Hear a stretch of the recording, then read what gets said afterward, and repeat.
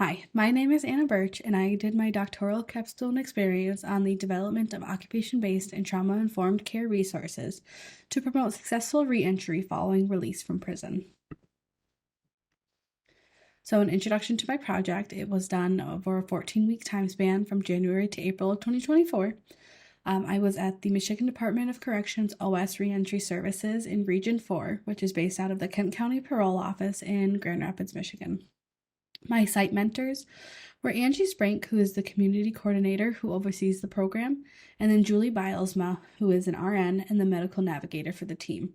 I also had the opportunity to work alongside two of the resource navigators that were part of the OS team. My 8 concentration areas were program development and education, and then the purpose of the project was to provide educational resources to promote increased participation in daily activities and to promote successful reentry following release from prison. So an overlook of the paper and my project, I was able to get a good look at what a prison reentry can look like. And this was done through starting off at a prison visit, sitting in on parole meetings, attending support group meetings for people who are on parole and past their parole period, and then just working on some of the public navigation for the participants in the program. And then we were able to see some of the common housing or some common barriers that were faced, which include affordable housing, navigating public transportation, finding and maintaining a job, and then using technology. And then we are also able to look at the lack of understanding that is there and our knowledge of how to access available resources. So it's not that they don't always have the resources, it's just how do you utilize them. So some of these resources that are available are bus passes, transitional housing, sometimes housing vouchers, clothing and food vouchers, hygiene kits, and then trauma counseling. For the housing, this can depend on the felony that someone was convicted with. So for the lit review, starting off, Michigan is actually known for its high incarceration rates, but recently there was a bill that was passed for people who are at or under the age of 18 who were sentenced to life without parole are up for a potential rehearing and then potential resentencing, which is really interesting because someone who has been incarcerated for a long period of time, the reentry process can look a lot different for them and is a lot more difficult because we are in such a fast-paced, fast-changing world, especially when it comes to the technology around us. So with this being said, what parole can look like in Michigan, it is determined by the Michigan Sentencing and Parole Board, and it is a guide to reintegration into society to protect the public and to deter from future criminal offenses at the risk of returning to prison. A parole sentence depends on the felony, but it typically will range from 1 to 4 years. Common barriers reported during parole is not having stable housing, difficulty finding and maintaining a job, financial stability, and navigating insurance and healthcare. But in some of the studies, it was really interesting because people were also reporting that barriers were lack of familial support, lacking someone, having someone that they trust, and just a lack of knowledge.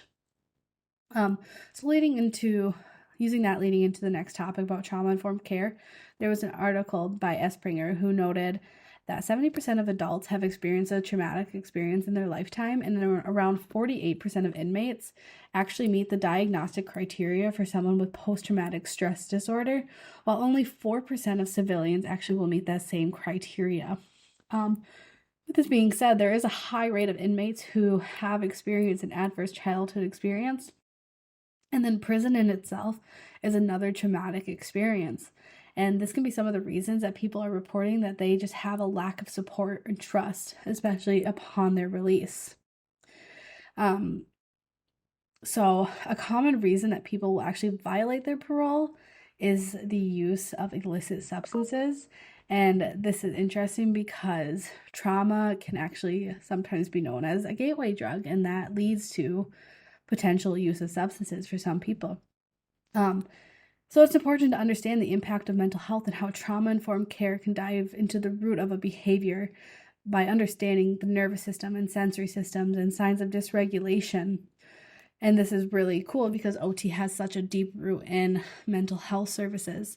And that leads into where there is a presence right now of occupational therapy. And it's really just inside some prisons. There is a lack of research in this area. And for the research that there is reports of success because they are able to meet people where they're at and just provide some of that felt safety and trust and empowerment, which can lead to a more successful reentry process. But the gap is still there because it's really hard to be able to follow someone through their time in prison, during their parole, and after their release. So a needs assessment was done prior to the 14-week DCE, and the interviewees included Angie Sprank, Julie Bilesma, and then Amanda Elliott, who was part of the InReach team and the trauma board. Strengths include this is just a really great team, collaborative. They work all well with each other and then with police officers and parole agents to try and provide the best services. Hunt County and this Region 4 allows for a lot of programming and resources, and then having that medical navigator role. Weaknesses are just the barriers we have talked about, and then that lack of understanding for mental health. Opportunities is really building on that medical navigator role because they have such a role in navigating mental health and just healthcare in general, insurance, and finding primary care providers, and that's a big step in reentry. And then the InReach services, which is meeting someone before they're released to prepare them. But there are still threats for the program through just state funding, the parole board process of deciding who receives services, and then just stigmas that's placed upon someone who is in prison. So objectives achieved during this capstone, acquiring funding. Some budget proposals were submitted where we were able to get fidgets for 2 rounds placed into parole rooms and hopefully into the parole waiting room for decreased anxiety and stress and increased concentration. Then we also got medication organizers and then our video series. I was able to do the needs assessment with participants just informally by attending support group meetings. At these meetings, they are people who are on parole, off parole. They're all at different stages of life, just there to support each other. And then the resource manual and virtual series were completed through a series of activity analyses and just other documents that have that trauma-informed information. And then the video series, which we'll talk more about after. So implications of the capstone, there was a lot of education and advocacy for the role of OT because no one really knows what it was in this setting. So there was a lot of talking with parole agents, meeting with them, meeting with participants, meeting with police officers, just to find where OT can really have a role with the participants. We were also able to partner with the RED Project and provide presentations to OT students about harm reduction services, which then is just providing education to us as well about how we can be more impactful in this population. Sustainability is hopefully developed through the resources that were made, and then just education with that OS team of how they can continue with activity analysis and try to meet someone where they're at and find ways to make accommodations and adaptations to the daily tasks that they are trying to complete. But yeah, a lot of collaboration was just done with participants and formerly incarcerated people to try to determine the real needs and wants out of this project. So in conclusion, there was some really positive feedback by participants and by people on the OS team about the fidgets being available and the video series. There was a lot of increased education between OT students and the parole team just about the role of OT in this setting and how we can be beneficial with that mental health background and just focusing on daily life activities for successful reentry.